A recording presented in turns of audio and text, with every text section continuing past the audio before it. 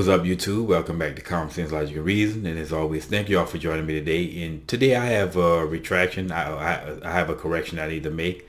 In my last video, I accused Philip Scott, who is a host of the Advice Show. I accused him of reporting on something that he didn't actually report on. And it was a mistake of mine. I got my stories confused. And it was the issues surrounding, Kyler Murray, who's the quarterback of Oklahoma University, and he was forced to apologize for some quote unquote homophobic tweets that he put out when he was 15, not 16, but he was actually 15 years old. He was made to apologize for that, and it was not the Advice Show that reported on this. It was actually Jada Black. Now, if you're not familiar with him, he's basically a black YouTuber. He's a MGTOWer, men going their own way. And this whole issue is about MGTOW. And with a slight hint of race, just a little bit, but he's mostly a MGTOW. But of course, there was race involved. Like I said, I got my stories confused.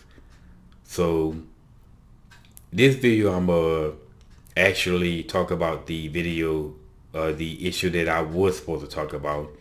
And this was actually the situation that the Advice Show talked about was actually of Kareem Hunt. Now, he's the running back of the Kansas City Chiefs, and he got into an altercation earlier this year in which he was on video, assaulting a white female at a hotel, and I believe this was in Cleveland. The video, he was on video and he kicked the girl. And once this video came out, the league suspended him. And this is the whole source of the race hustle. Now, Phil on his show, he was going on and on about how this is systematic white supremacy and racism and oppression against the black man. How, the same nonsense where white folks, they like to keep the black man down, and every time black people try to get something, the white man try to take it, and they're always going after blacks. And anytime black people are involved in something, they make a big deal out of it. Black athletes, because they don't want them to have anything. And anytime a white person does something, of course, nobody cares. And they get swept under the rug, which is not even remotely true, because there have been cases, I'm pretty sure, of cases of blacks who did stuff and it was never reported on. Now, one particular case in particular was of Cam Jordan. Cam Jordan is our defensive end, and he's been balling the last 3 seasons, but 2 or 3 years ago, he was involved in some altercation in which at a club, he allegedly smacked a woman on the rear end, and her boyfriend followed him into the bathroom to check him on it. And supposedly Cam asked the guy how much he weighed, right? And then he picked the guy up or something like that. Now, this is a perfect opportunity for the white supremacists to come after Cam and take everything he had. But did they do it? Well, no. I mean, hell, not very many people know of this incident. So why didn't the white supremacists come after him? Anyway, another perfect example would be the late Will Smith. Now, he was involved in some domestic situation with him and his wife at a club one day, and he dragged out a club or something like that. So, and I can't remember if this was before or after he retired, but again, it doesn't matter, because the white supremacists could have still went after Will Smith and, quote unquote, allegedly took everything he had, because it was a perfect opportunity. But guess what? The white supremacists didn't do it. So I guess they let him and Cam Jordan slide or something. And I mean, like I said, there's numerous other instances out there. Like Pac-Man Jones. Pac-Man Jones stayed in trouble with the law. We all know this. If you're in the sports world, this is as many times as Pac-Man Jones has been in trouble with the law. He should be under the damn jail with white supremacists. But you know what? He's still in the league despite all of that. Now, his nose has been clean. I would say the last 4 or 5 seasons, you never heard anything about it. So hopefully, he wised up, he stayed out of trouble. But we know Pac-Man Jones seemed like he was in the news every other weekend for something.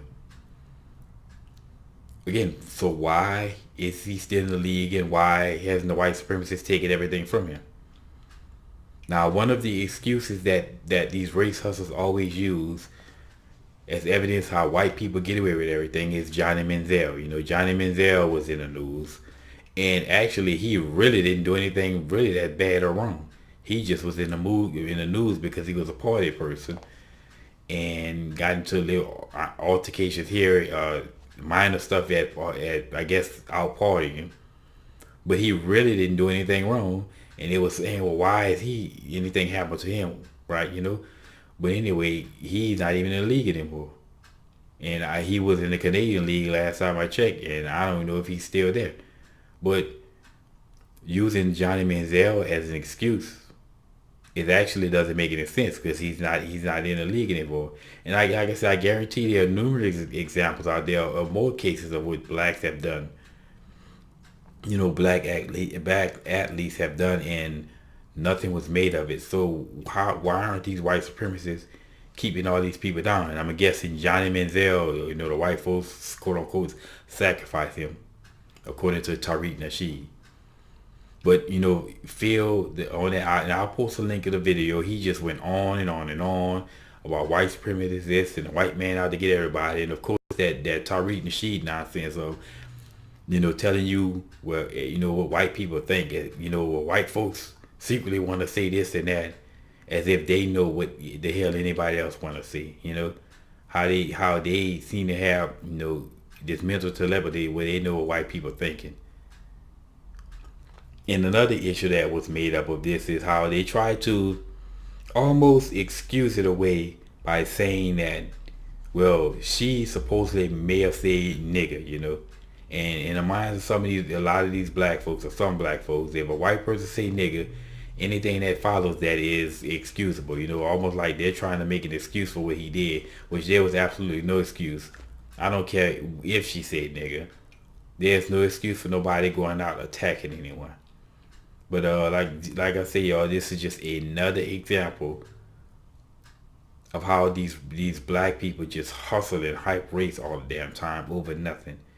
And given all the things that they completely ignore in the black community, all the self-inflicted problems in the black community that they just consistently ignore, but they will hype and hustle race all day. It's just amazing how these people just can make race out of anything, and that's why the reason why I call Tariq Nasheed the race hustle MacGyver. This dude, you give him a rubber band, an ink pen, a hanger, a pair of boots, he will make race out of it. And again, they just do black people disservice. But there's numerous examples of this, how blacks are always hyping and hustling race, and I'll keep bringing them out and exposing them so that like I say, so people can see reality and truth for what it is.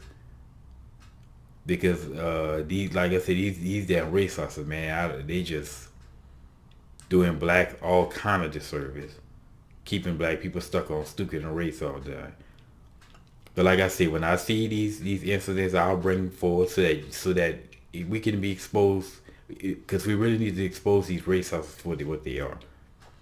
But anyway, as always, until next time.